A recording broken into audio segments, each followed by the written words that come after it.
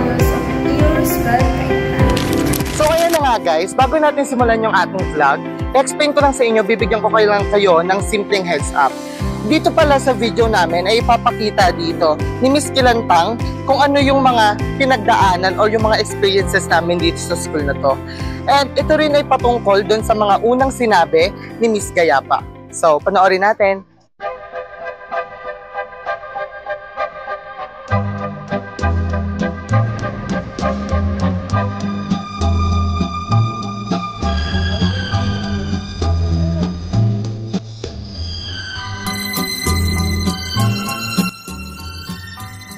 Ganito pala sa FEU, maganda, maliwalas, nakakakaba, at puno ng pangarap.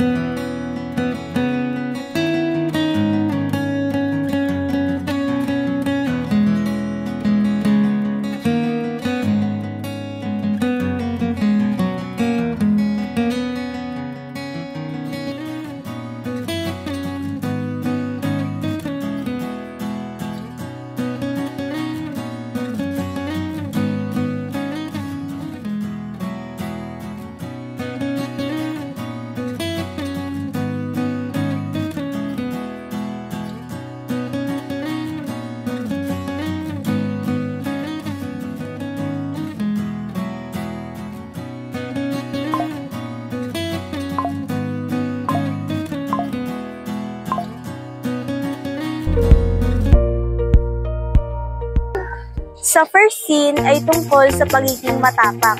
Kahit kinakabahan, pinapakita rito ang lakas ng loob sa pamamagitan ng pagpasok sa pintuan at pagpapakilala sa kanyang guro. Ito ay simbolo ng self-confidence at pagpapalakas ng loob upang malampasan ang takot at hiya. Sa number 2 naman, ang pagiging smart tama raw. Sa bahaging ito ay pinapakita ang tamang asal at maging responsable.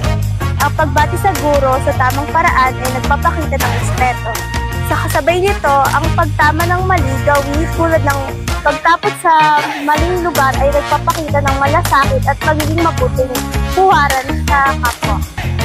So pinapakita rin po namin dito yung 21st century skills by learning skills and literacy skills ng student which they perform groupings, collaboration, and brainstorming.